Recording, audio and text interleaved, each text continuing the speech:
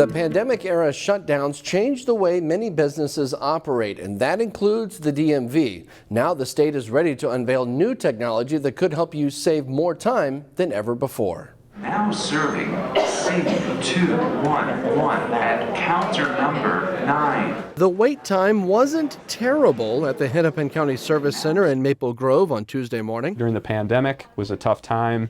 There were a lot of constraints that we had to conform to, and coming out of that, we're trying to make adjustments.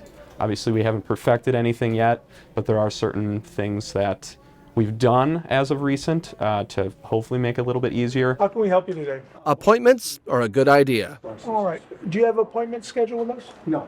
Did you fill out any kind of application online? No. All right. I'll show you what to fill out on these. We do have walk-in services. Doesn't mean that you're always guaranteed service if you come in towards the end of the day, but if you have an appointment, you are guaranteed that time slot, and we try to call you up to the counter as soon as we can. Or you can chat with someone on the phone or a chat bot ahead of time, and soon self-service kiosks are happening. When they come out to begin with, they're going to start with very basic transactions. The state has approved the vendor and now has to figure out where to put the kiosks. Tab renewal, registration, plates, things like that, the basic transactions, like you're saying, those will be handled at these kiosks. And from what I see, it can do a fairly good job at that. To maybe mean fewer people in front of you at the service center. Now serving B111 at counter number 5. No matter what you may need. So I would think like 2 to 3 weeks right now. So you'll definitely get it before you take off the Spain.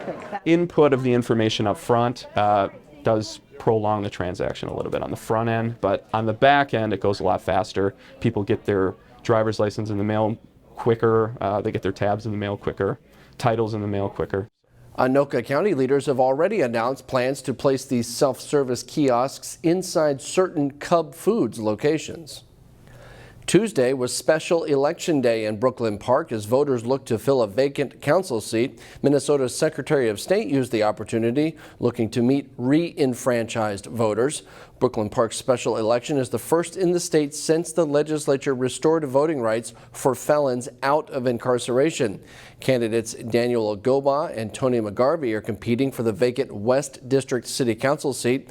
While the felon voting law has been challenged in court, Secretary of State Simon said he's hopeful the case will be resolved before the 2024 presidential election. I think it's important once someone is out and living in society with the rest of us that they have that sense of ownership.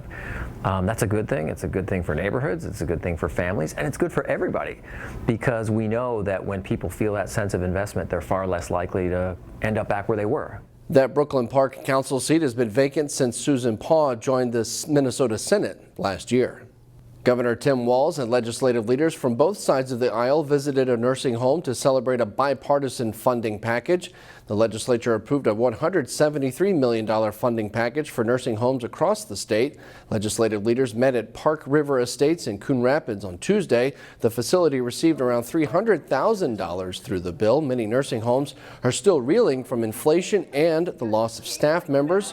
Due to the COVID-19 pandemic, the funding was a sticking point for the legislature during the last session, but lawmakers called the meeting a, quote, moment to celebrate. We also did hear that we have a workforce crunch and some money could help us with that. And so it'll be interesting to see how the industry uses this workforce incentive grant that was a part of the program. A second distribution of funds will go to nursing homes next year.